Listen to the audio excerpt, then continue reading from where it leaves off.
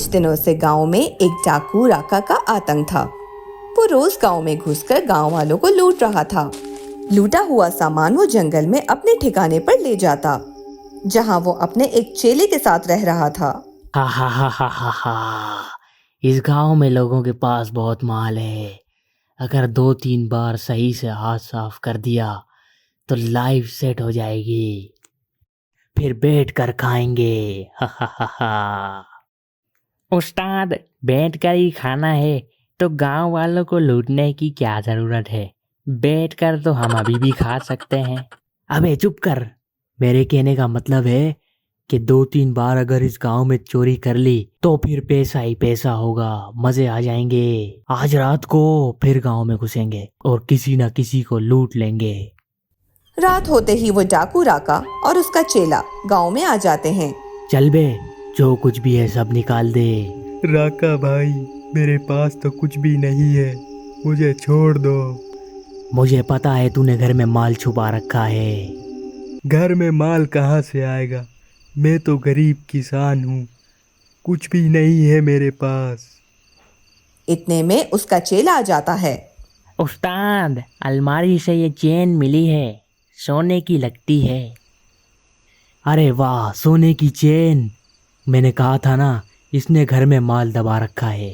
राका भाई, ये चेन मेरी पत्नी की है।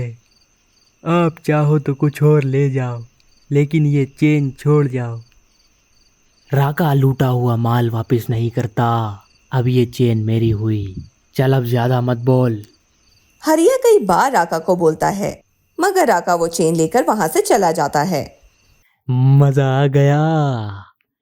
गांव में सबको तो लूट लिया, बस अब 1-2 घर रह गए हैं। उन पर हाथ साफ करके दूसरे गांव चलेंगे। ओ खाली दिमाग, आज रात को गांव के बाकी घर खाली करके यहाँ से फूटना है, वरना लफड़ा हो गया तो मसला हो जाएगा। ठीक है उस्ताद, अभी चलते हैं फिर। नहीं, अभी नहीं, रात को चलेंगे। वैसे भी ज्यादा नहीं, बस 1-2 घर ही हैं। हा हा हा हा। फिर रात होते ही राका अपने चेले के साथ गांव में आ जाता है। राका और उसका चेला भीमा के घर में घुस जाते हैं। भीमा घर में अकेला रहता था। चल, जो कुछ भी है सब निकाल दे। ये क्या दादागिरी है? तुमने गांव में सबको लूट लिया, अभी भी पेट नहीं भरा तुम्हारा? फूटी कोड़ी भी नहीं मिलेगी, निकलो यहाँ से। ए चुप कर, बहुत बोल रहा है तू। जानता नहीं है राका नाम है मेरा। तू कोई भी हो, राका या शाका, मैं तुझे एक फूटी कोड़ी भी नहीं दूंगा। चल निकल यहाँ से। राका अपनी बंदूक भीमा की तरफ कर देता है। निकालता है या चलाऊं गोली? भीमा जैसे ही राका की तरफ बढ़ता है, राका से गलती से गोली चल जाती है और भीमा को लग जाती है। चल यहाँ से फूटते हैं। कोई आ गया तो तू फंस जाएंगे। वो दोनों वहां से भागकर जंगल में आ जाते हैं। उस्ताद, ये क्या कर दिया?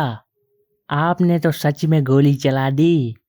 राका डरते डरते बोलता है, गलती से चल गई। वो भीमा भी तो करीब आ रहा था, गोली चल गई मुझसे।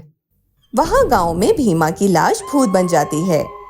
हा हा हा हा। मैं अपनी जान का बदला लेकर रहूंगा। ये डाकू नहीं बचेगा। बहुत ऐश कर ली है इसने। हा हा हा हा हा हा। चल अब किसी और जगह चलते हैं जंगल में। इन गांव वालों को पता चल गया तो ये हमें नहीं छोड़ेंगे। अपनी जान बचाते हैं पहले, फिर देखेंगे क्या करना है। वो दोनों ये बात कर ही रहे होते हैं कि भीमा का भूत जंगल में आ जाता है। हा हा हा, इतनी भी जल्दी क्या है? अभी तो तुमने गांव के कुछ घर लूटे ही नहीं। हा हा हा हा। कौन हो तुम? इतनी जल्दी भूल गए? याद नहीं है कल रात क्या हुआ था?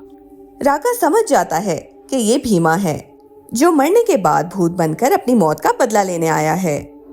भूत, गांव में तूने सबको लूटा है और मैंने तेरा क्या बिगाड़ा था जो तूने मुझे भी जान से मार दिया। तुझे इसकी सजा तो जरूर मिलेगी।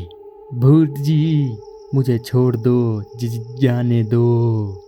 अगर मैंने तुझे छोड़ दिया तो किसी और गांव में जाकर तू ये सब करेगा।